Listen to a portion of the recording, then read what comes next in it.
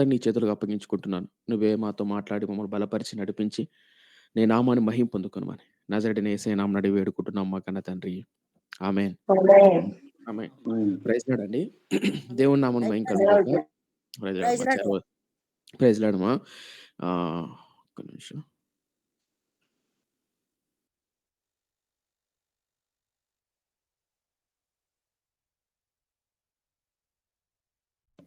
Audio, video ఓకేనా brother? Yeah! Thank you. Thank you. Right. వాక్యంలోకెళ్దాం. దేవుని మహాకృపను బట్టి గతించిన కాలమంతా మనం అద్భుతంగా దేవుని వాక్యాన్ని ధ్యానం చేసుకుంటూ వస్తున్నాం. అయితే మీకు పోయిన వారంలో గాని, లేదా అటు ముందు క్లాస్‌లో గాని ఏదైనా డౌట్‌లు ఉన్నట్లయితే చివరిలో మీకు సమయం ఇస్తాను. దయచేసి అందులో మీరు తెలియజేయొచ్చు. ఆహ్, వాయిస్ అందరికి క్లియరే గదా? అంటే తక్కువ వినిపియడం గాని, ఎక్కువ వినపడడం గాని ఏమన్నా డిస్టర్బెన్స్ ఏమి లేదుగా? రైట్. మంచిది. థాంక్ యూ అండి. యెస్. Thank you. ఈరోజు మరొక శ్రేష్టమైన సత్యాన్ని మనం ధ్యానం చేద్దాం. అండ్ దావీదు అభిషేకం పొందినప్పుడు కావచ్చు, ఆ తర్వాత తను రాసినటువంటి కీర్తనల గురించి మీతో అద్భుతమైన విషయాన్ని పంచుకోవాలని నేను ఆశపడుతున్నాను. దానికంటే ముందు మీకు ఒక చిన్న మాట చెప్తాను. అదేంటంటే ఆహ్, ఒక నాయకుడు ఆహ్, ఆహ్, నిజంగా ప్రపంచ దేశాల్లో మనం చిన్నప్పుడు కూడా సోషల్ స్టడీస్‌లో చదువుకుంటాం. ఆ నాయకుడు గురించి. అయితే బాగా పేరు మోసిన నాయకుడు. ఇప్పటికే ఆయన గురించి చాలా పుస్తకాలు రాయబడ్డాయి. మా ఆ నాయకుడి గురించి. ఒకరోజు ఆ నాయకుడు మీటింగ్ పెట్టాడు. నెక్స్ట్ మనం అధికారంలోకొస్తామా?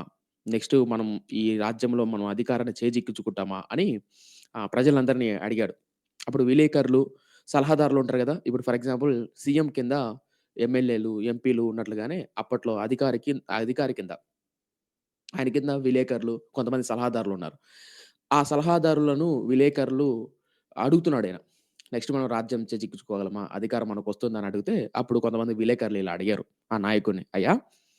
మీరేమో ఇంత క్రూరంగా, ఇంత కరువు గుండా, దరిద్రత గుండా దేశాన్ని ఇంతకాలం నడిపించారు. చాలా అన్యాయంగా పరిపాలించారు. క్రూరంగా హింసలకు గుండా నడిపించారు దేశాన్ని. ఇప్పుడు మరలా తిరిగి మనం గెలుస్తాము అన్న నమ్మకం లేదయ్యా! తిరిగి మరలా ప్రజలు మనల్ని గెలిపిస్తారు, మనల్ని అంగీకరిస్తారు నాయకులుగా అన్న నమ్మకం లేదు" అని తోటి సలహాదారులు, విలేకరులన్నారు. చాలా జాగ్రత్తగా వినండి ఫ్రెండ్స్. అప్పుడు ఈ నాయకుడన్నాడు. ఏమన్నాడంటే, "తప్పకుండా మనం గెలుస్తాము. ఎందుకంటే నా దగ్గర ఒక ఆలోచనుంది, ఒక ప్రణాళికుంది. ఆ ప్రణాళికను మనం అమలు పరిస్తే తప్పకుండా మనమే గెలుస్తాం" అన్నాడంట. అంటే విలేకరులు అడిగారు. ఆళ్ళ సలహాదారులు అడిగారు. "ఇంత క్రూరంగా, ఇంత అన్యాయంగా ప్రవర్తించిన మనం తిరిగి ఎలా గెలుస్తామయ్యా? ఏంటి ఆ ప్రణాళిక చెప్పండంటే" "ఏం లేదు" అని మీకు చూపిస్తా చూడు అని జెప్పేసి లైవ్‌గా అంటే ఆహ్, ప్రాక్టికల్‌గా అంటే లైవ్‌గా ఒక కోడిని పట్టుకున్నాడు. ఆ కోడిని పట్టుకొని, కోడి బతికుండంగానే బొచ్చు పీకాడు. కోడి బొచ్చు ఉంటది గదా! ఫర్ ఎగ్జాంపుల్ మనం కోడిని కోయాలంటే కోడిని కోసిన తర్వాత అనగా చనిపోయిన తర్వాత దాన్ని వేడి నీళ్ళలో పెట్టి బయటికి తీసి తర్వాత బొచ్చును తీస్తాం. అప్పుడు ఫ్రీగా వస్తది జనరల్‌గా. నా చిన్నప్పుడు మా అత్త వాళ్ళ ఊరికెళ్ళినప్పుడు పల్లెటూరులో బాగా చేస్తారు. వేడి నీళ్ళలో ముంచిన తర్వాత బయటికి తీసిన తర్వాత కోడి బొచ్చు ఫ్రీగా వస్తది. బతికుండంగానే ఆ కోడి బొచ్చును పీకుతున్నామనుకో ఫర్ ఎగ్జాంపుల్ మన ఒంటి మీద మనకు చిన్న వెంట్రుక ఇలా పీకితే చాలా పెయిన్ వస్తది గదా! ఇప్పుడు ఊహించుకోండి బతికుండంగానే మనము ఆ కోడి బొచ్చు పీకుతే అది ఎంత వేదన గుండా ఎళ్తది. అలా ఆ నాయకుడు బతికుండంగానే కోడి బొచ్చును పీకాడు మొత్తం. అది పాపం అల్లాడిపోతుంది. ఆ చేతిలో పట్టుకొని అల్లాడిపోతుంది. తప్పించుకోవాలని ప్రయత్నం చేస్తుంది. అరుస్తాంది. దాన్ని ఊహించుకోండి ఒకసారి మీ బ్రెయిన్‌లో. అది ఎంత పెయిన్ గుండా ఎళ్తా ఉంటది. ఎంత నొప్పి. అయితే ఆయన మొత్తం అలా పీకేసిన తర్వాత ఏం చేసాడంటే చేతులకు కొన్ని గింజలు తీసుకొని, గింజలు తన మూతి దగ్గర పెట్టాడు. అనగా ఆ కోడి మూతి దగ్గర పెట్టాడు. ఇప్పుడు ఆ కోడి ఆ నొప్పిని అంతకాలం తప్పించుకోవాలని ప్రయత్నం చేసి అరుపులు, కేకలు వేసినటువంటి ఆ కోడి గింజలు తన కళ్ళ ఎదుట పెడతానే అప్పటి వరకు అరిచిన కోడి సైలెంట్‌గా అయిపోయి ఆ గింజలు తినడం మొదలుపెట్టింది. సేమ్ ఇదే ప్రాక్టికల్‌ని ఇప్పుడు విలేకరుల ముందు సలహా ముందు చెప్పాడు. "ఏం లేడు అయ్యా! ప్రజలందరిని మనం ఎంత హింస పెట్టినా, ఎంత బాధ పెట్టినా చివరికి వాళ్ళకి కావాల్సిన కొన్ని అవసరతలు, కొన్ని ఏమంటారు సదుపాయాలు మనం వాళ్ళ కళ్ళెదుట పెట్టామనుకో, ఆ గింజలు చూసి తిరిగి మన గెంట పడతాయి. కుక్కలా మనల్ని వెంబడిస్తాయి. ఇలా రాజ్యాన్ని ఇలా ప్రజలను మనం అదుపులో పెట్టుకోవాలి" అని అన్నాడంట. అర్థమవుతుందా? అలా ఆ నాయకుడు ప్రజలను బహు క్రూరంగా లేదా బహు హింసాత్మకుండంగా అలాంటి మెంటాలిటీతో పరిపాలించారు. ఆయన ఎవరో గాదు స్టాలిన్. జోసెఫస్ స్టాలిన్ అని మీరు చిన్నప్పుడు సోషల్ స్టడీస్‌లో చదివేటప్పుడు మేబీ చూసే ఉంటారు ఆయన్ను. చదువుకొని ఉంటారు ఆయన గురించి. జోసెఫస్ స్టాలిన్ అని. ఒక్క నిమిషం చూపిస్తానండి. ఒక్క నిమిషం. యెస్. జోసెఫస్ స్టాలిన్ అని మనం చిన్నప్పుడు చదువుకో ఉంటాం. ఆయన ఎవరో గాదు. రష్యా దేశాన్ని ఒక నియంతగా పరిపాలించినటువంటి వ్యక్తి. కనిపిస్తున్నాడా? చూసారా? ఎవరన్నా మాకనా ఓకేనా. రైట్. రైట్. మిగతా వాళ్ళు కనపడలా? మిగతా వాళ్ళకు? అనిపిస్తుంది బ్రదర్. సూపర్. సో, ఈయనే స్టాలిన్ అంటే. అంటే ఇప్పుడు ఇలా నాయకులనేవాళ్ళు స్వార్థంతో, నిస్వార్థంతో, స్వార్థంతో గావచ్చు, నిస్వార్థంతో గావచ్చు, భయంకరమైన స్వార్థపూరితంగా పరిపాలించినటువంటి నాయకులున్నారు. ప్రజలు అధికారం దక్కించుకోవాలని ప్రజలకు లేనిపోని మాటలు జెప్పేసి తర్వాత రాష్ట్రాన్ని కావచ్చు, దేశాన్ని కావచ్చు దోచుకొని, ఆ తర్వాత మళ్ళా ఏవో మాటలు జెప్పేసి, ఏవో ప్రణాళికలు జెప్పేసి మళ్ళా అధికారంలోకి ఇలా వస్తూ ఉంటారు రాజకీయ నాయకులు. నేను మళ్ళా రాజకీయాల జోలికెళ్ళట్లేదు సుమా. ఇక నా పాయింట్ ఏంటంటే, ఏ దేశంలోకెళ్ళినా, ఏ ప్రాంతంలోకెళ్ళినా స్వార్థంతో పరిపాలించే నాయకులుండారు. స్వార్థంతో పరిపాలించే నాయకులు 100లో 80% 90% మందుంటే, నిస్వార్థంతో పరిపాలించే నాయకులు, అధికారులు చాలా తక్కువ మంది. ప్రపంచ దేశాల్లో గూడా పేరు మోసిన నాయకులున్నారు. హిట్లర్ అని గావచ్చు, ఆ తర్వాత ఇప్పుడు ఇందాక చెప్పాను గదా! స్టాలిన్ అని గావచ్చు, బిన్ లాడెన్ అని గావచ్చు, ఇలా కొంతమంది నాయకులున్నారు. అలాగే మంచి నాయకులున్నారు. నిస్వార్థంతో రాజ్యాన్ని పరిపాలించిన వారు. For example Abraham Lincoln. నల్లజాతి వాళ్ళ పోరాటానికి పోరాడినటువంటి వ్యక్తి. నల్లజాతి యొక్క బానిసత్వంని నిర్మూలన కొరకు పోరాడిన వ్యక్తి అబ్రహాం లింకన్. ఇలాంటి నిస్వార్థంతో పరిపాలించిన నాయకులు, అధికారులు గూడా ఉన్నారు. అయితే నేనేం చెప్తున్నానంటే, ఇస్రాయేలు దేశంలో, ఇస్రాయేలు రాజ్యంలో బైబిల్‌లో గావచ్చు, మీరిప్పుడు ఎవరైనా డబ్బుంటే ఇజ్రాయెల్ దేశానికెళ్ళి, వాళ్ళను పరిపాలించిన గతంలో పరిపాలించిన ఇస్రాయేలు అనే ఆళ్ళ దేశం, వాళ్ళ చరిత్రలో మీకిప్పుడు ఏ రాజు కావాలి? మీకు ఎలాంటి రాజు పరిపాలిస్తే బావుంటుంది? అని మీ ప్రజల దగ్గరికెళ్ళి మైక్ పెట్టారనుకో, 100కి 90% మంది, 100కి 80, 90% మంది దావీదు లాంటి రాజుంటే మాకు బావుంటుంది అనంటారు. మీకర్థమవుతుందా? అంటే ఇశ్రాయేలును పరిపాలించిన గతంలో 42 మంది రాజుల్లో ఎలాంటి రాజు తిరిగి మరలా మీకు అలాంటి రాజొస్తే బావుంటదండి. తిరిగి ఇలాంటి వ్యక్తి మాకు సీఎం అయితే, తిరిగి ఇలాంటి వ్యక్తి మాకు ప్రధానమంత్రి అయితే బావుంటుందని మనం ఎట్లయితే అనుకుంటామో, ఉదాహరణ చెప్తున్నా సుమా. నేను రాజకీయాల్లోకి ఎళ్ళట్లేదు.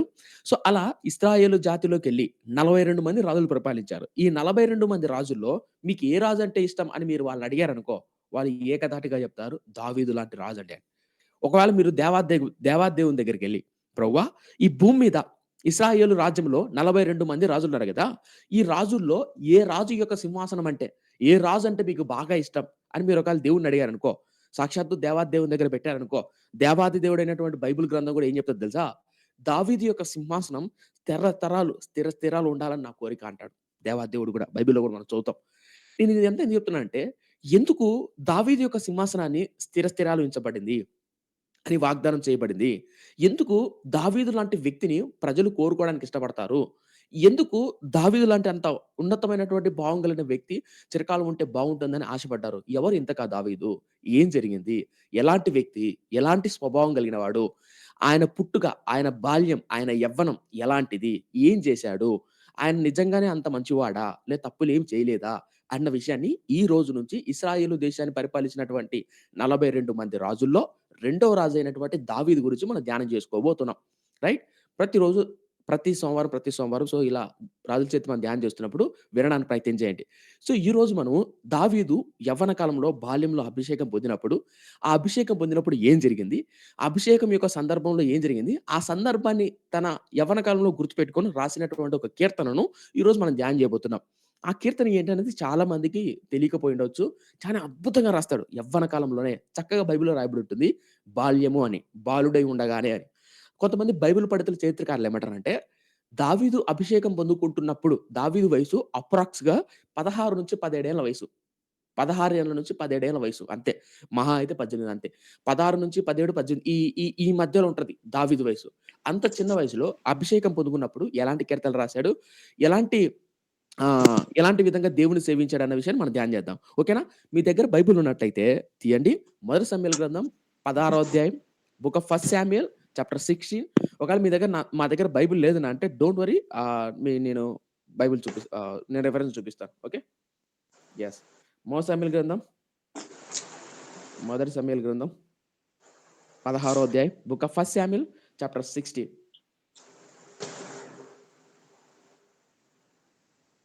మ్యూట్‌లో పెట్టుకుంటారా ఎవరు? మొదటి సమూయేలు గ్రంథం 16 అధ్యాయం మొదటి నుంచి. రైట్. మొదటి నుంచి చదువుతున్నాను. అంతటా యెహోవా సమూయేలుతో ఈలాగు సెలవిచ్చెను. యెహోవా సమూయేలుతో ఇలాగు సెలవిచ్చెను. ఇశ్రాయేలు మీద రాజుగా ఉండకుండా నేను విసర్జించిన సౌలును గూర్చి నువ్వెంతకాలం దుఃఖింతువు? నీ కొమ్మును తైలముతో నిప్పుము. బెత్లెహేమీయుడైన యెషయి యొద్దకు నేను పంపుచున్నాను. అతని కుమారులలో ఒకనిని నేను రాజుగా నియమించుదును. ఒక్క నిమిషం. ఇక్కడ ఒక చిన్న మాట చెప్పాలని నేను ఆశపడుతున్నా.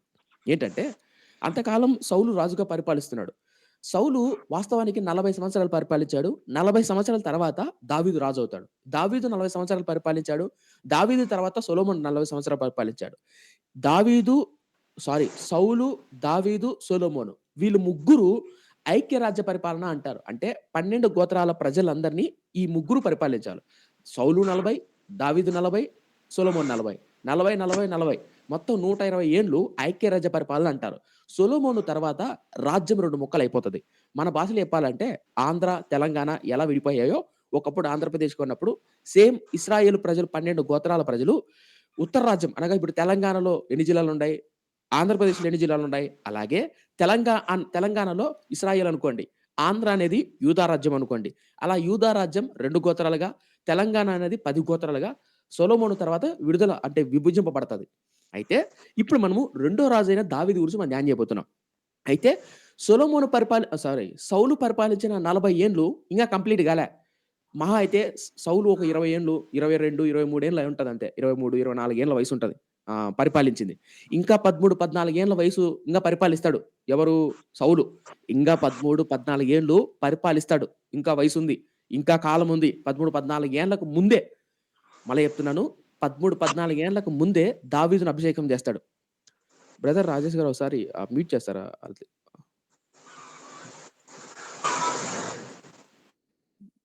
యాహ్! Thank you. సో, 40 సంవత్సరాలకు ఇంచుమించు 40 ఏండ్ల వయసులో 40 ఏండ్లు పరిపాలించాల్సినటువంటి సౌలు 13 ఏళ్ల ముందుగానే దావీదుని అభిషేకం చేస్తాడు. ఎందుకంటే సౌలు క్యారెక్టర్ దేవుడు నచ్చట్ల. ఎందుకు? ఏంటి అనేది మనం గతించిన కాలంలో ధ్యానం చేసాం. ఇప్పుడు సౌలు క్యారెక్టర్ దేవుడికి నచ్చలేదు కాబట్టి సౌలును బట్టి దేవుడు పశ్చాత్తాపడుతున్నాడు. అదే విధంగా దావీదు సమూయేలు భయంకరంగా బాధపడుతున్నాడు, దుఃఖపడుతున్నాడు, ఏడుస్తున్నాడు. ఇదే విషయాన్ని మొదటి వచనంలో రాస్తాడు. చూడండి. అంతటా యెహోవా సమూయేలుతో ఇలాగ చెప్పెను. సమూయేలుతో ఇలాగ సెలవిచ్చెను. ఇశ్రాయేలు మీద రాజుగా ఉండకుండా నేను విసర్జించిన సౌలును గూర్చి నువ్వెంత కాలము దుఃఖింతువు? ఇక్కడ ఒక మాట చెప్పాలనుకుంటున్నా. సమూయేలు, సమూయేలు ప్రార్థన చేస్తున్నాడు సౌలు కొరకు. ప్రభువా బహుశా మారు మనసు కొరకో, నాయనా జ్ఞానం ఇయ్యనో, లేదా తిరిగి సరైన విధంగా నడిపించే విధంగా సౌలును మార్చేయనో, సౌలు కొరకు పశ్చాత్తాపంతో ప్రార్థన చేస్తున్నాడు సమూయేలు. అయితే దేవుడేమన్నాడంటే, సమూయేలు లే! ఎంతకాలం ఏడుస్తావు? ఇక్కడ ఒక మాట చెప్పాలనుకుంటున్నా. కొన్ని రోజుల కిందట మా చర్చిలో ఒక చిన్న ప్రశ్నొచ్చింది. అంటే సంఘస్థుల మధ్య. నన్నడిగారు. అన్న కొంతమంది మనం దేవుడిని నమ్ముకున్నందుకు విమర్శిస్తా ఉంటారు.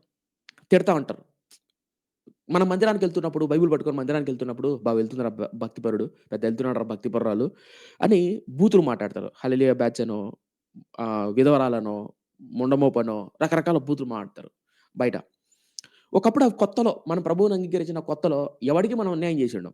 వాళ్ళన్న మాటలను బట్టి మన చెవుల్లో పడినప్పుడు ఏడుస్తాం భయంకరంగా. 4 గోడల మధ్య కుమిలిపోతాం. ఏడుస్తూ ఉంటాం. ప్రభువా నన్ను వాళ్ళు ఇట్టన్నారయ్యా, ఇట్లన్నారయ్యా అని ఏడుస్తాం.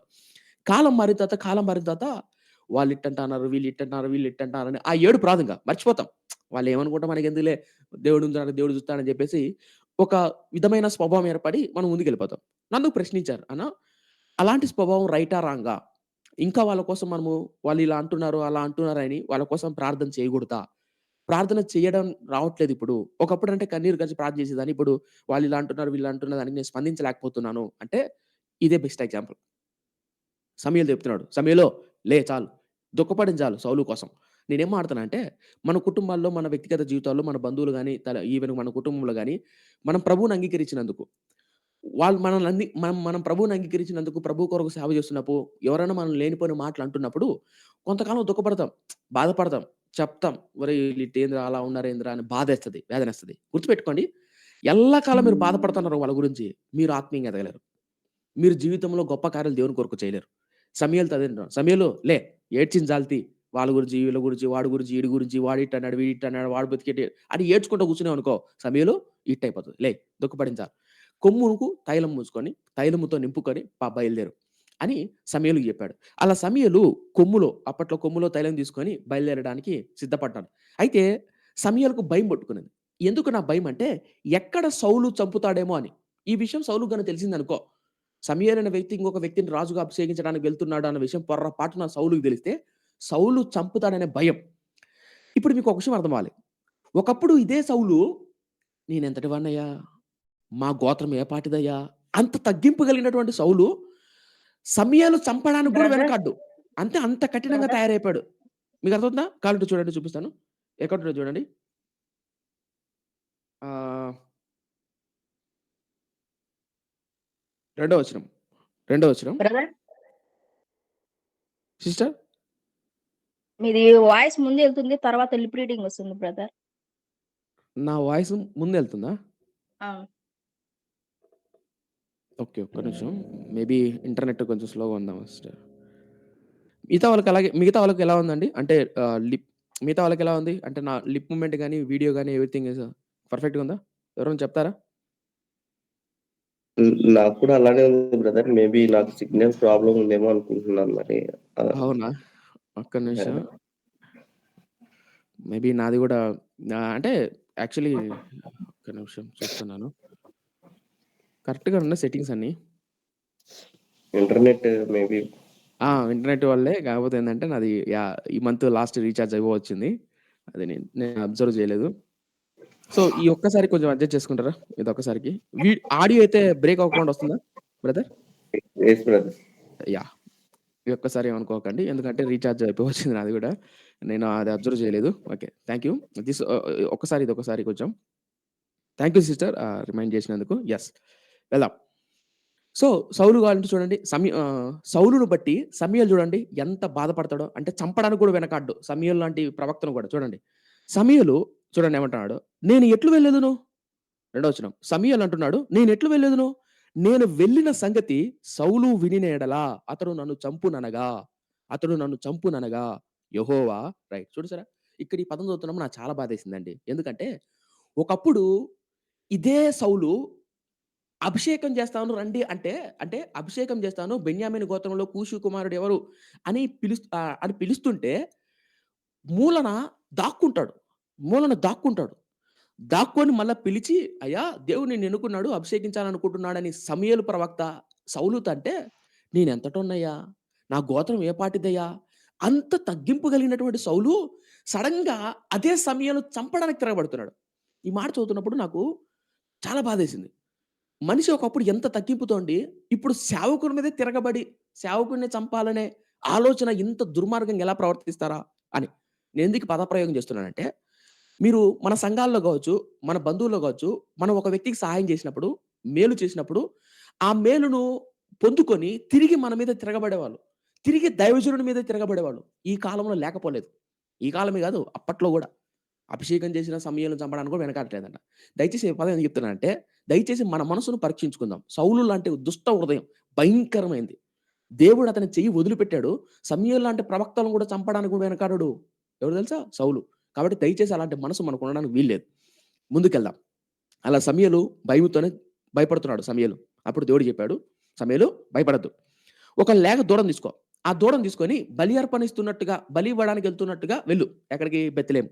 ఆ బెత్లెహేము అనే ఊర్లో యెషీ అని ఒకాయన ఉంటాడు. ఆయనకు 8 మంది బిడ్డలుంటారు. 8 మంది. ఆ 8 మంది పిల్లల్లో నేనొకడిని రాజుగా ఎన్నుకోబోతున్నా వెళ్ళు అన్నాడు. ఒక చిన్న క్లారిఫై ఫ్రెండ్స్.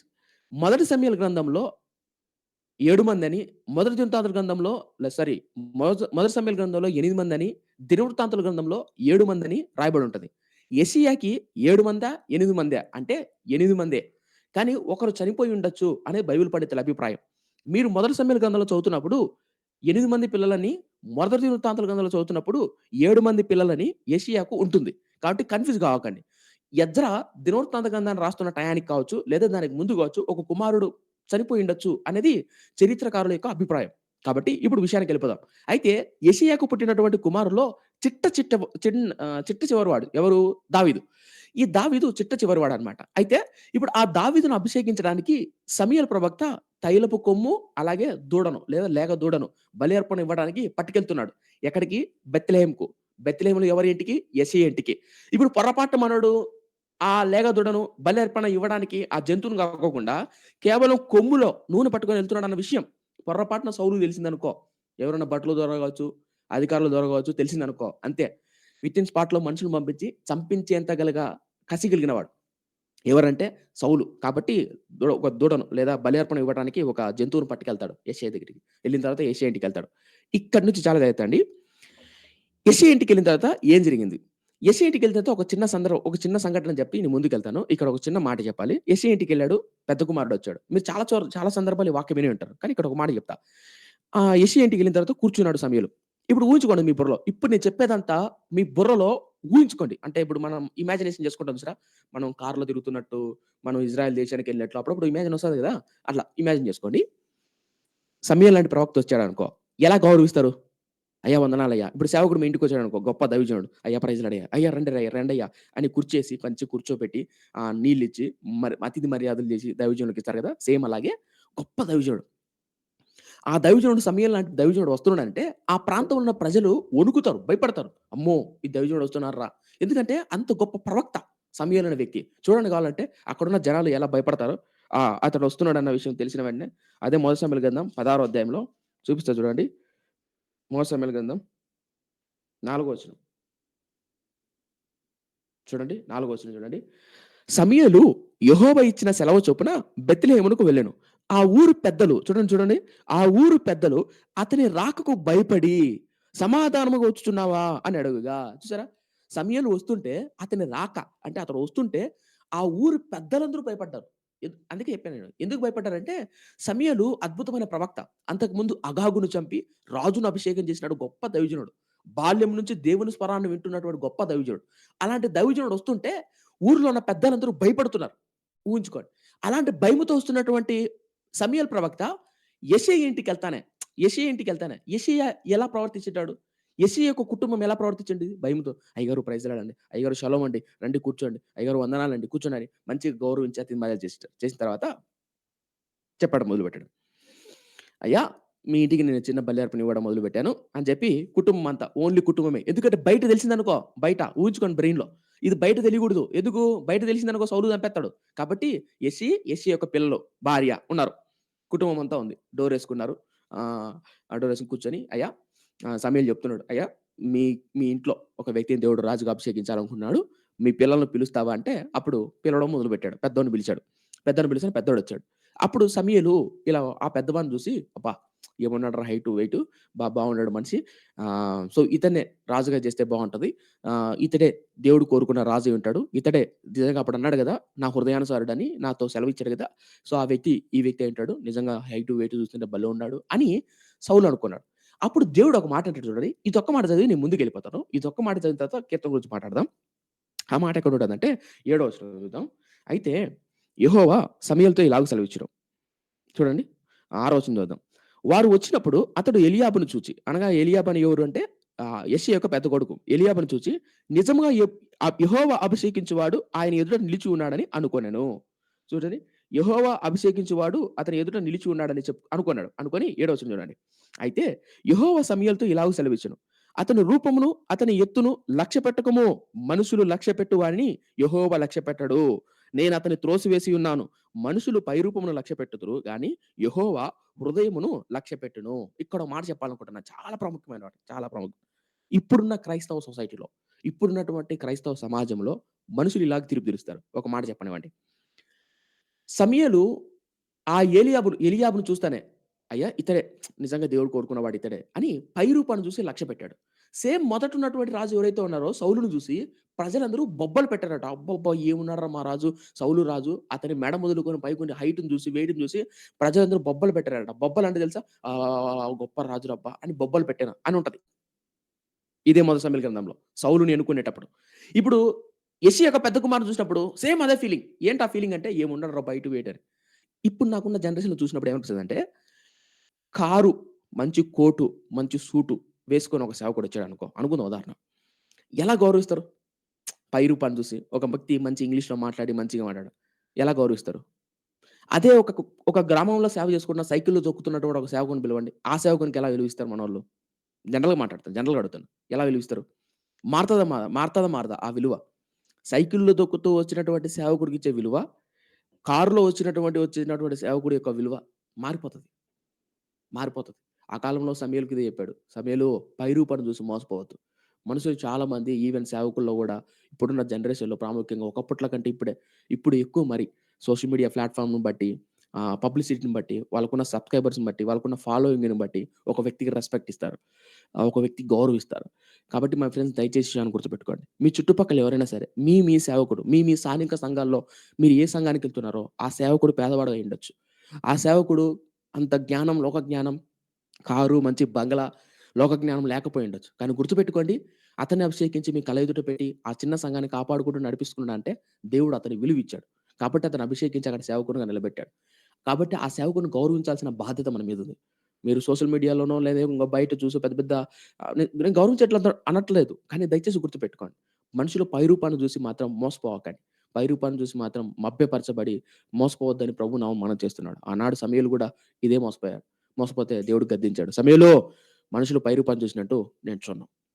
ఇక్కడి వరకు అర్థమైంది కదా! ఇక్కడి నుంచి చాలా జాగ్రత్తగా వినండి. సరే జరిగింది. జరిగిన తర్వాత రెండో వాడొచ్చాడు. మూడో వచ్చాడు. అయ్యా! దేవుడు ఇతన్ని ఎన్నుకోలేదయ్యా! పంపించేసేయి. రెండో వాడొచ్చాడు. మూడో వాడొచ్చాడు. నాలుగో వాడొచ్చాడు. ఐదో వాడొచ్చాడు. ఆరో వాడొచ్చాడు. ప్రేరేపణ లేదు దావీదు సమూయేలుకు ప్రేరేపణ లేదు అభిషేకించాలని. అప్పుడు అడిగాడు యెషయిని, "యెషయి ఇంతేనా ఉండేది పిల్లలంగా ఎవరైనా అంటే ఒకడున్నాడయ్యా కడసారి వాడు." ఇది మీ బ్రెయిన్‌లో ఊహించుకోండి. అంటే ఇప్పుడు ఇంట్లో ఎంతమందున్నారు? కేవలం 7 మందున్నారు అనుకోండి. ఆ 7 మందిని చూసాడు. ప్రేరేపణ కలగట్లే. ప్రార్థన చేసి వాళ్ళ మీద అభిషేకం చేయాలని. ప్రేరేపణ కలగట్లే. తిరిగాడు. "యెషయి ఇంతేనా ఉండేదంటే" లేదయ్యా ఇంకొకడున్నాడు కడసారి వాడు. వాడు గొర్రెలు మేపుకుంటాడయ్యా లేడిక్కడ. గొర్రెలు మేపుకోవడానికెళ్ళాడయ్యా." అవునా? అతన్ని పిలిపించన్నాడు. ఇప్పుడు మీ బుర్రలో ఊహించుకోండి ఒకసారి. సమూయేలు లాంటి గొప్ప ప్రవక్త 16 ఏళ్ల, 17 ఏళ్ల కుర్రోడి కోసం వెయిట్ చేస్తున్నాడు. మీకు అర్థమయ్యే భాష చెప్తా. మీ ఇంటికి సీఎం గారొచ్చి లేదా మీ ఇంటికి పీఎం వచ్చి మీతో మాట్లాడన్నాడు. అయితే మీరు బయటికి ఎక్కడికో మార్కెట్‌కో ఇంకో ప్లేస్‌కి ఎక్కడికెళ్లారు. మీ తల్లిదండ్రులతో చెప్పి అమ్మ మీ కొడుకు ఎక్కడున్నాడు? ఇప్పుడు సీఎం, పీఎం మీ ఇంటికొచ్చారనుకో ఊహించుకోండి ఒకసారి. కారువేన్‌లు, పోలీసులు, ఆ సెక్యూరిటీ ఎలా ఉంటది? ఆ సీఎం, పీఎం మీరొచ్చే దాని కోసం అని చెప్పి మీ ఇంట్లో కూర్చొని వెయిట్ చేస్తున్నాడు మీకోసం. ఎక్కడికెళ్ళాడమ్మా మీ కొడుకంటే, అయ్యా పలానా మార్కెట్‌కెళ్ళా. అమ్మ పిలవండమ్మా నేను ఆ అబ్బాయి కోసం వెయిట్ చేస్తున్నాను. ఆహ్, అయ్యగారు ఆయన లేడండి. పిల్లోడు లేడండి బయటికెళ్ళాడంటే, పర్లేదమ్మా ఆయనొచ్చేంత వరకు మనం వెయిట్ చేద్దాం. సమూయేలు ఏమంటాడో తెలుసా?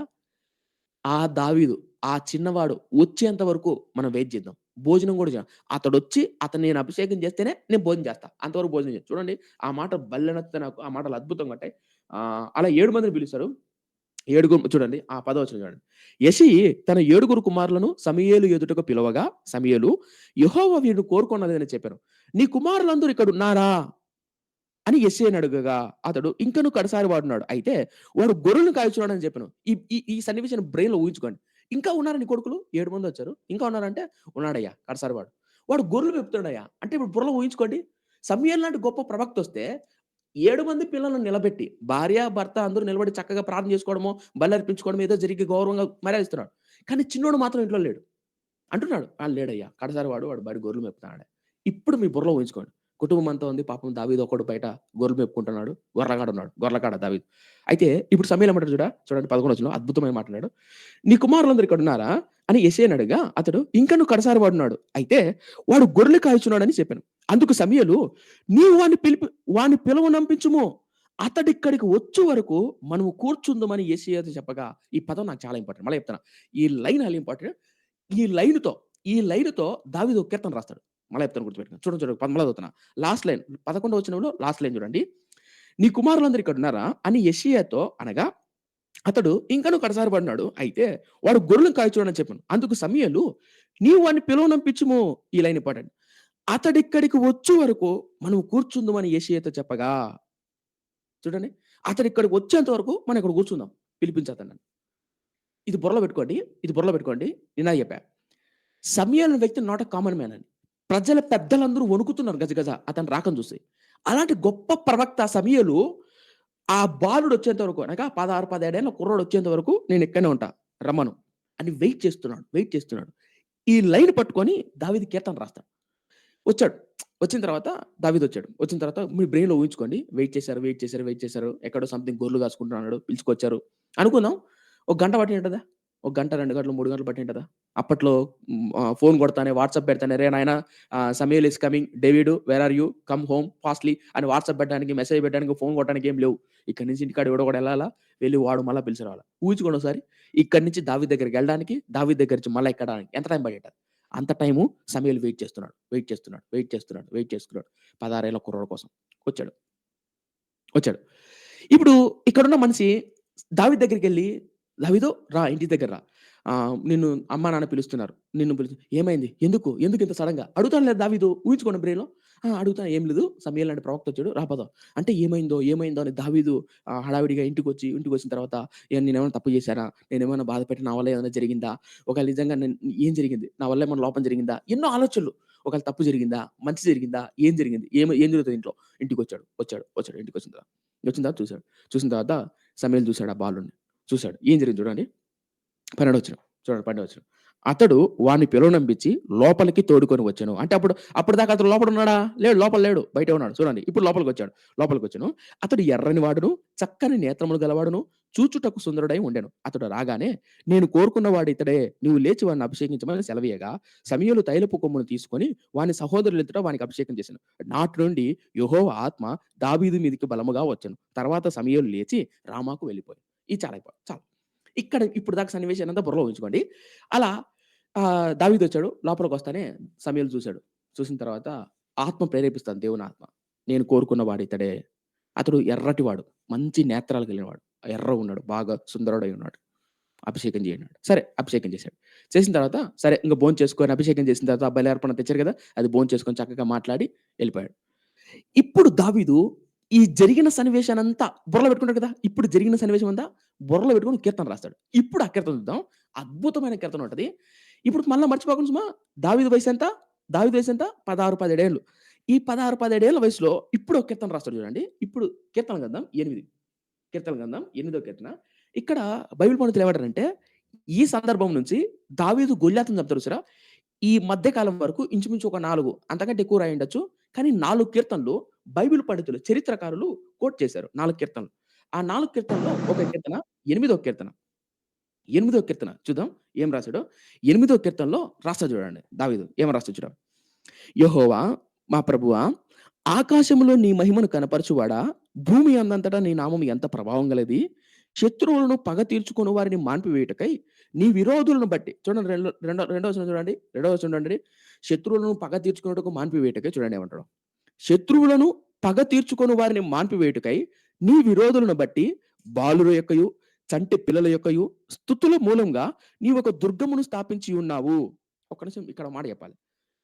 దావీదు ఏం బుర్రలో ఊహించుకుంటాడంటే, చుట్టుపక్కల ఉన్నటువంటి ఫిలిస్తీయులు, చుట్టుపక్కల ఉన్నటువంటి కానానీయులు, ఈ రాజ్యంలో ఉన్నటువంటి వాళ్ళ నుంచి ఈ ఇశ్రాయేలు దేశాన్ని తప్పించడానికి ఒక దుర్గం అంటే ఆహ్, హ్మ్.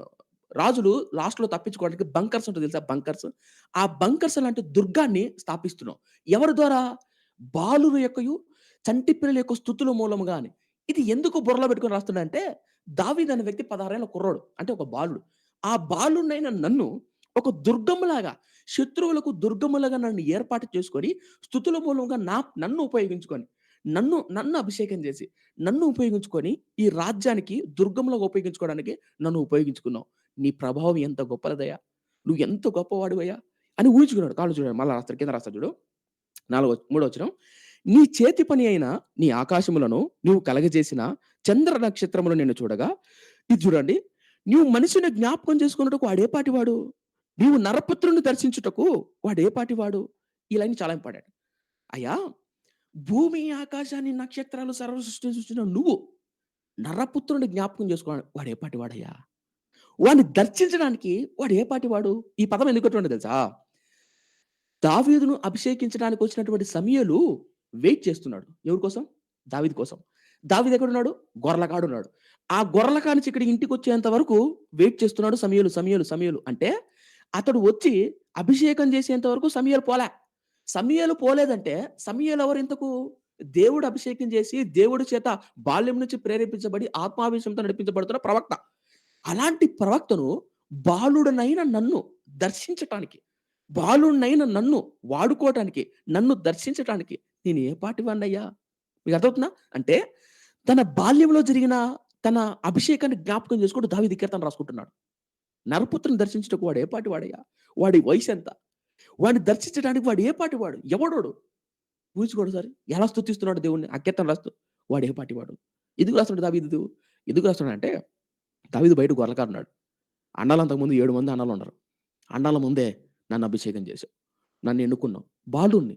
బాలుర యొక్క, చంటి పిల్లల యొక్క స్తుతుల మూలంగా దుర్గాన్ని స్థాపిస్తున్నావు. నన్ను దర్శించటానికి నీ సేవకుని పంపించావు. నేను ఏ పాటి వాడినయ్యా?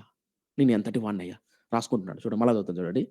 చూడండి 3వ వచనం. నీ చేతి పని అయిన నీ ఆకాశములను నీవు కలగజేసిన చంద్ర నక్షత్రములను నేను చూడగా నీవు మనుషుని జ్ఞాపకం చేసుకున్నటకు వాడు ఏ పాటి వాడు?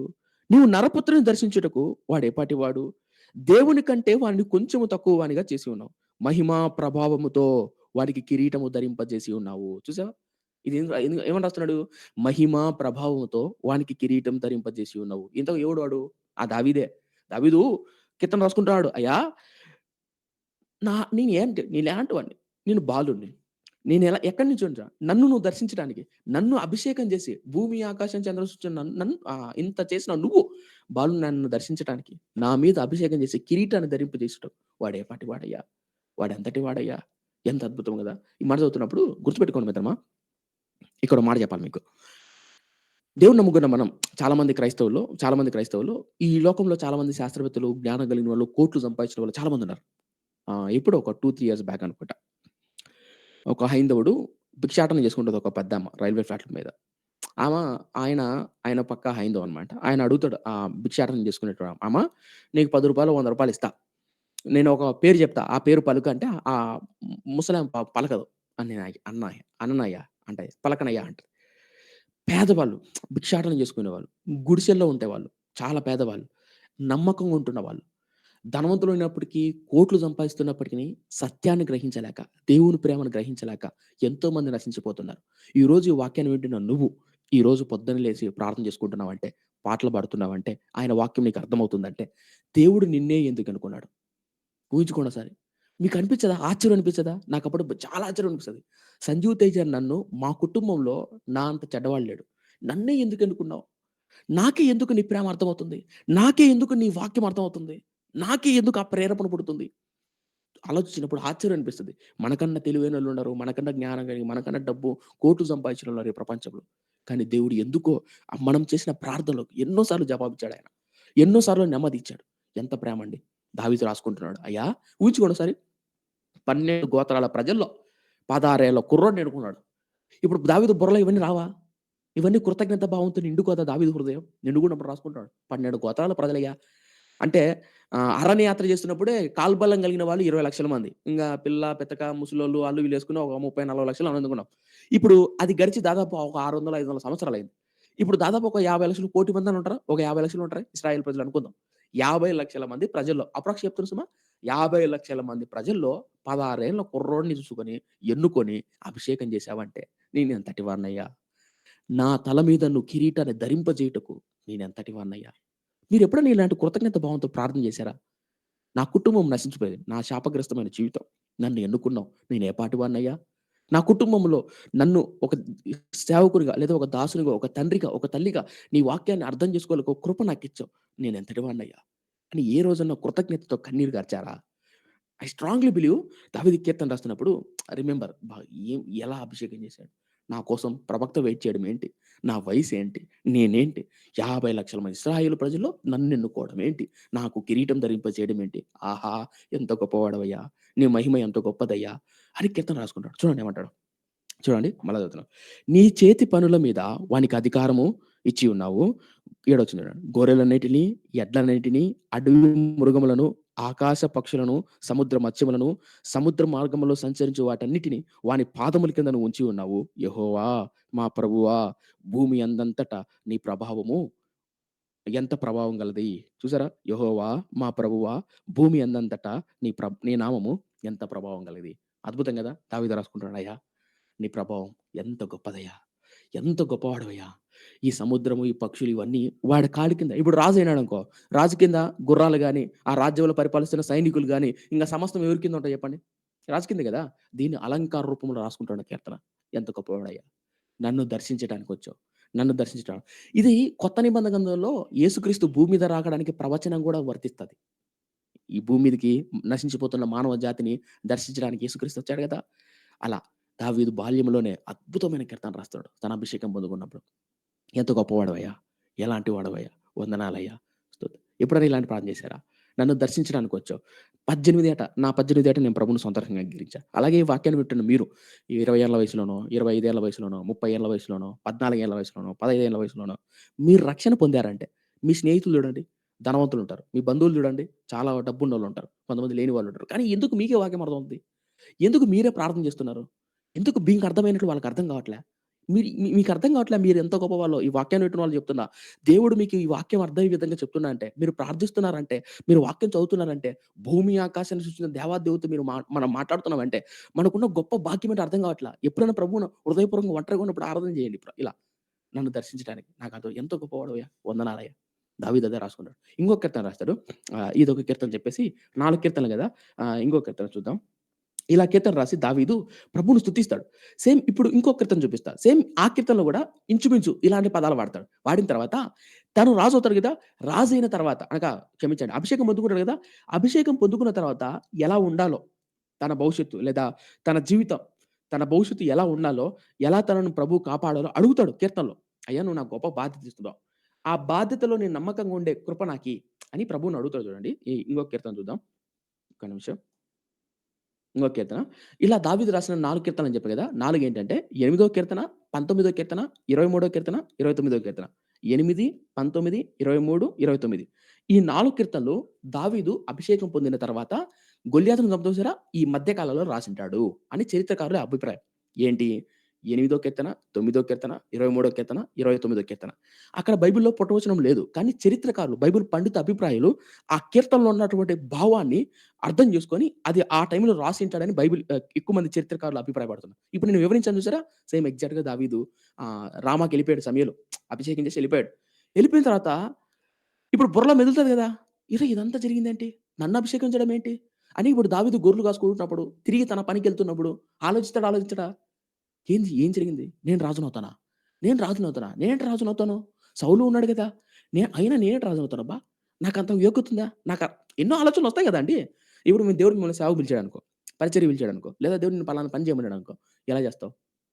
నన్ను గూడా ప్రభువు పరిచర్యకి పిలిచినప్పుడు చిన్న మందిరం. ఎలా చేయాలో తెలీదు. తగిన స్తోమత లేదు గాదు. తగిన ఆర్థిక ఇబ్బందులు, సమస్యలు, జ్ఞానం, అజ్ఞానం ఎలా చేయాలో తెలీదు. ఎలా నడిపించాలో తెలీదు. ఏం చేయాలో తెలీదు. ప్రార్థనయితే చేస్తున్నాడు. ఏం చేయాలో తెలీదు. కానీ ఎన్నో ఆలోచనలొస్తాయి దేవుడు మనం పిలిచినప్పుడు. సేమ్ ఎగ్జాక్ట్‌గా దావీదు కూర్చుండవా? అలా వస్తున్నప్పుడు రాసుకున్న కీర్తనలేవి. 8 కీర్తన. ఇప్పుడు 19 కీర్తన చూడండి. ఇప్పుడు 19 కీర్తన. ఇదొకటి చదివిచ్చేసి నేను ముగిస్తాను. తర్వాత మీరు ఎవరైనా ప్రశ్నలుంటే అడగొచ్చు. ఓకే. 19 కీర్తన మొదటి నుంచి చదువుతాను చూడండి. ఆకాశములు దేవుని మహిమను వివరించుచున్నవి. అంతరిక్షము ఆయన చేతి పనిని ప్రచురించుచున్నది. పగటికి పగలు బోధించుచున్నది. రాత్రికి రాత్రి జ్ఞానము తెలుపుచున్నది. వాటికి భాష లేదు, మాటలు లేవు. వాటి స్వరము వినబడదు.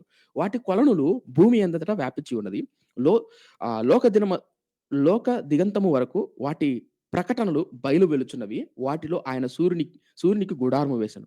అతడు తన అంతఃపురం నుండి బయలుదేరి పెళ్లి కుమారుడి వలె ఉన్నాడు. సూర్యుడు నుల్లసించినట్టు తన పదమునందు నుల్లసించున్నాడు. అతడు ఆకాశమున ఈ దిక్కును బయలుదేరి ఆ దిక్కునకు దాని చుట్టూ తిరిగి వచ్చుచున్నాడు. అతని వేడిమికి మరుగైనదేది లేదు. యెహోవా నియమించిన ధర్మశాస్త్రము యథార్థమైనది. అది ప్రాణమును తెప్పరిల్లజేయును. యెహోవా శాసనములు నమ్మదగినది. అది బుద్ధిహీనులకు జ్ఞానం పుట్టించును. యెహోవా ఉపదేశములు నిర్దోషమైనవి. అవి హృదయమును సంతోషపరచును. యెహోవా ఏర్పరిచిన ధర్మము నిర్మలమైనది. అది కన్నులకు వెలుగిచ్చును. యెహోవా యందు భయము పవిత్రమైనది. అది నిత్యము నిలుచును. యెహోవా న్యాయ విధులు సత్యమైనవి. అవి కేవలము న్యాయమైనవి. అవి బంగారము కంటే విస్తారమైన మేలిమి బంగారం కంటేను కోరదగినవి. తేనె కంటే జుంటెతైన దారము కంటే మధురమైనవి. వాటి వలన నీ సేవకుడు హెచ్చరిక నొందును. వాటిని గైకొనుటకు గొప్ప లాభం పొందును. తన పొరపాట్లను కనుగొనవాడెవడు? నేను రహస్యముగా చేసిన తప్పులు క్షమించి నన్ను నిర్దోషిగా తీర్చుము. రైట్.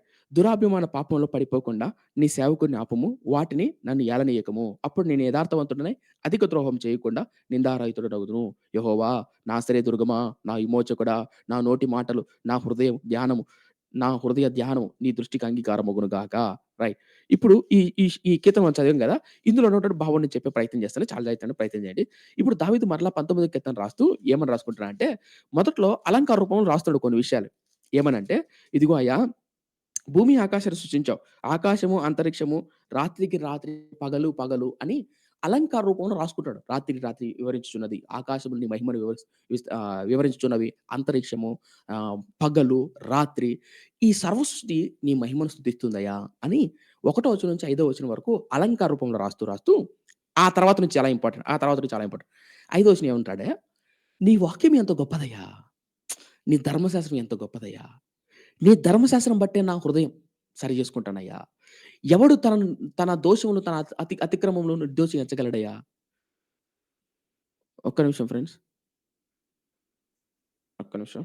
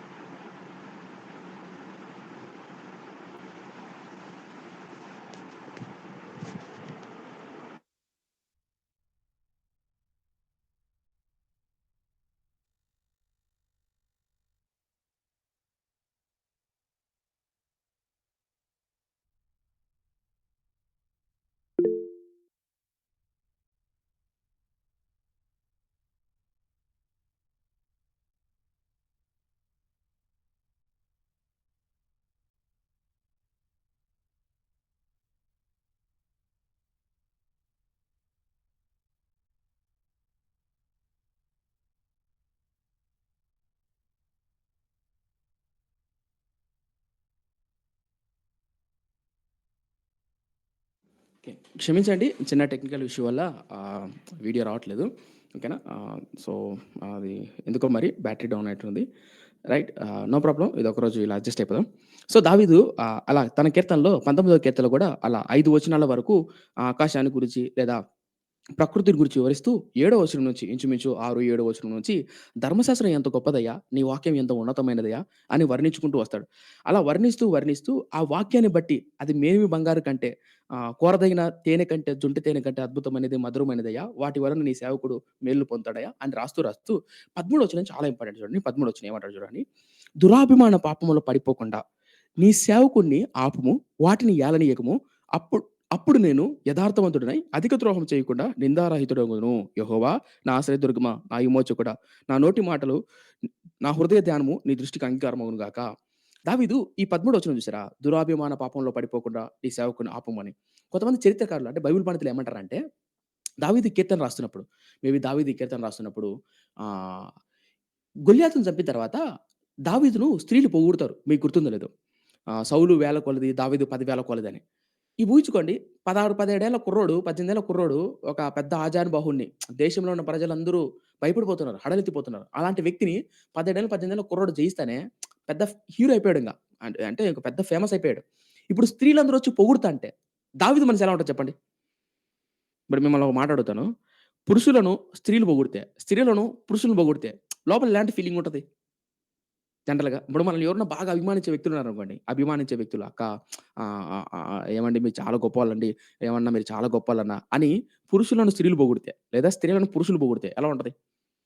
పోనీ మనల్ని అభిమానించేవాళ్ళు మనకిస్తున్నటువంటి అభిమానాన్ని బట్టి మన అంతరంగంలో ఎంతో కొంత ఆ గర్వం, ఆ అభిమానం పట్ల ఉన్నటువంటి ఆ వ్యామోహం పెరుగుతదా? పెరగదా?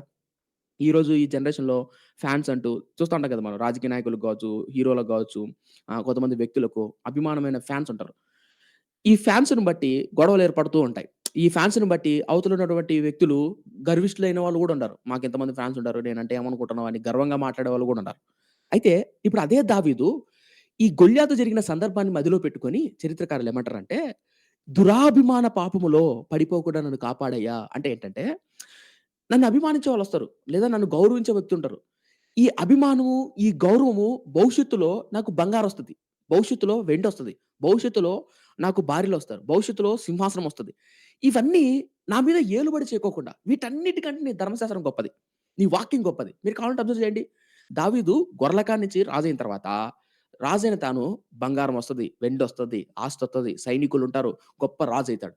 ఇప్పుడు ఇంత గొప్ప రాజైనా దావీదు ఎక్కడే గాని ధర్మశాస్త్రాన్ని, దేవుని సన్నిధిని కోల్పోవడానికి ఇష్టపడలేదు. ఒక్క బెచ్చబా విషయంలో. అది పక్కన పెట్టండి. ఆ విషయాన్ని చాలా జాగ్రత్త అది దేవుని చిత్తమైతే దాని గురించి తర్వాత ఆలోచిద్దాం. నేను మాట్లాడుతున్నదేందంటే, దావీదు రాజైన తర్వాత బంగారం సంపాదించుకోవాలనో, రాజ్యానికి తానే గొప్ప రాజవ్వాలనో, లేదా తానే తన పిల్లలు స్థిరకాలం ఉండాలనో, స్వార్థపూరితమైనటువంటి ఆలోచన కలిగిన వాడు కాదు దావీదు. దావీదు ఏమని ప్రార్థన చేస్తుందో తెలుసా? రాజు కాకముందే, "అయ్యా!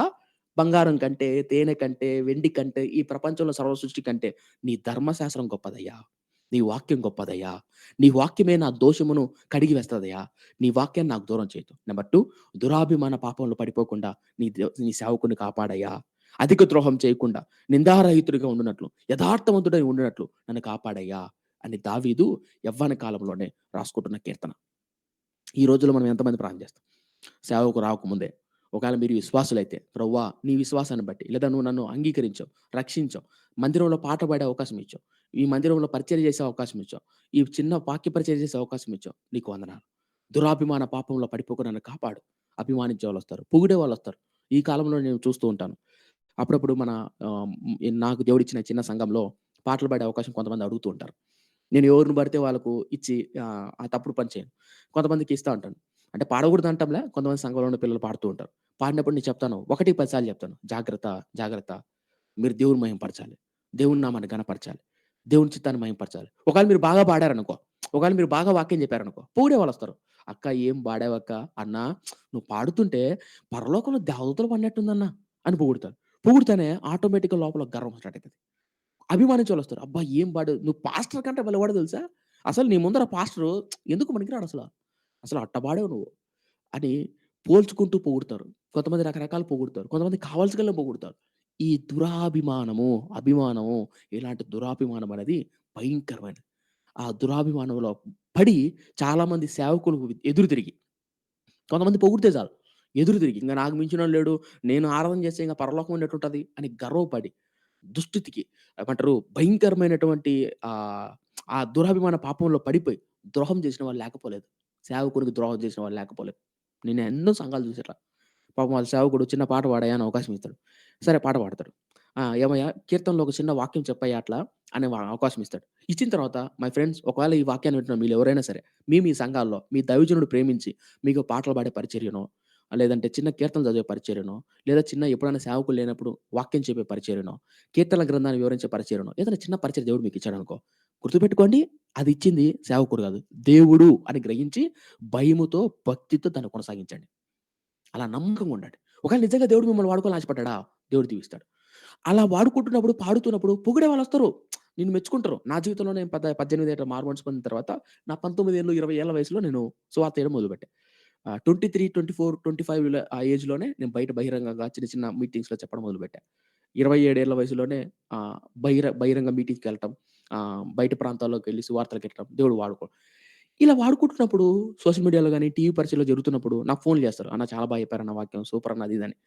25 ఏట నుంచి నేను ప్రార్థన టీవీ టెలికాస్ట్ అంటే ఇప్పుడు మనకు ఆరాధన శుభవార్త ఛానెల్ ఎలా ఉందో అలా ప్రార్థన టీవీ ఛానెల్‌లో వాక్య పరిచయం ఎళ్తా ఉంటది. నాకు ఫోన్‌లు వస్తా ఉంటాయి. "అన్న వాక్యం విన్నావా? చాలా బాగుందన్న."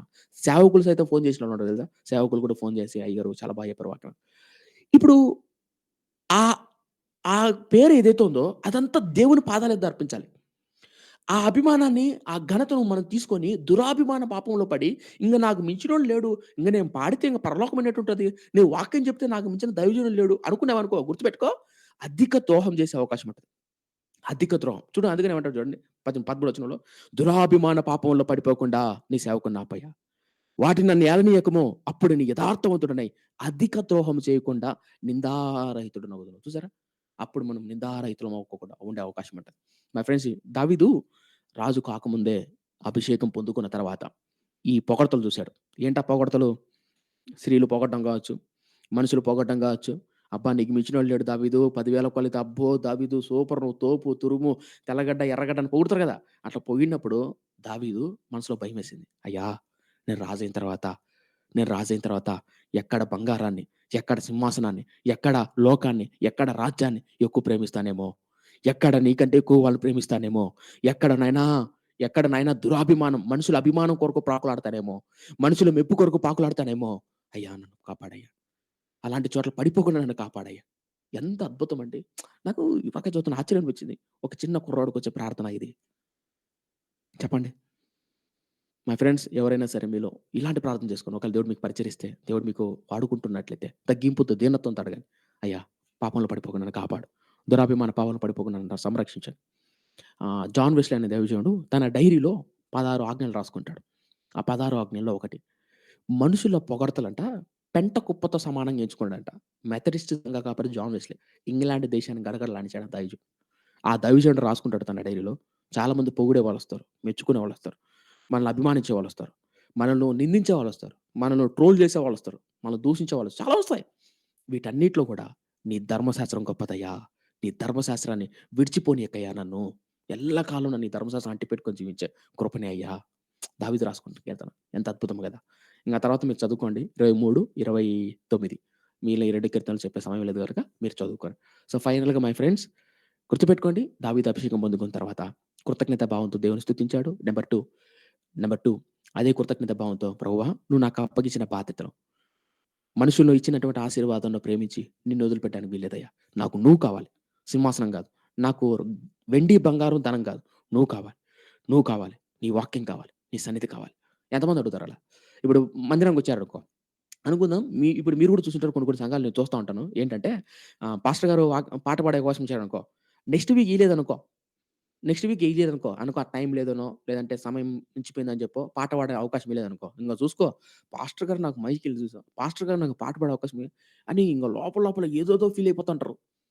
ఎన్ని సంఘాలండి పాటలు పాడే అవకాశం ఇయ్యలేదని, మైక్ ఇయ్యలేదని గొడవ పడి విడిపోయిన సంఘాలు ఎన్ని బోలెడన్ని సంఘాలుండాయి. నా కళ్ళతో నేను చూసాను.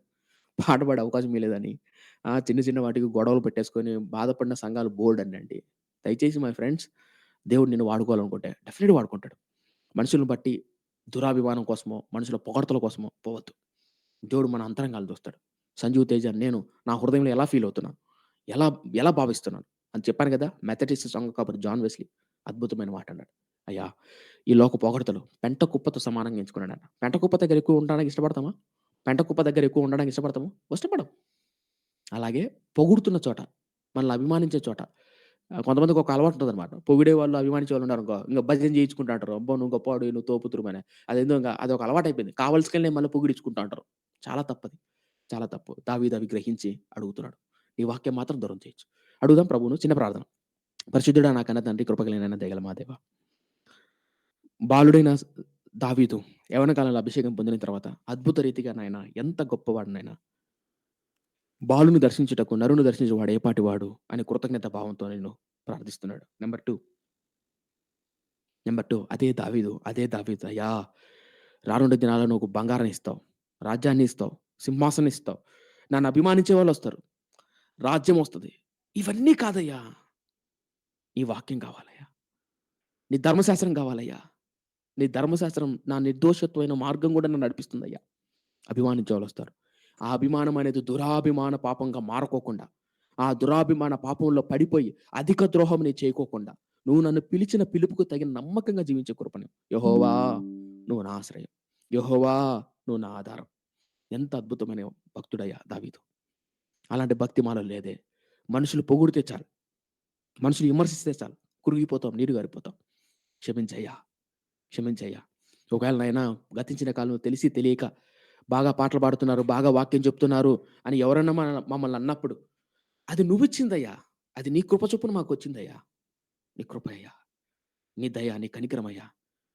తండ్రి ఇటు గొప్ప భాగ్యాన్ని దావీదుకిచ్చినందుకు కృతజ్ఞతతో స్తుతించాడు.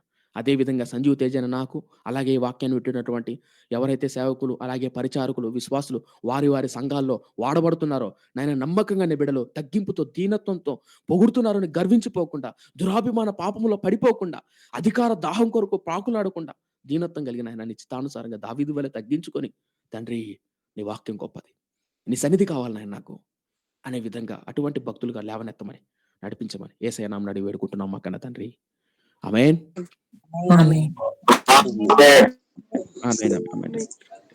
రైట్. మంచిదండి.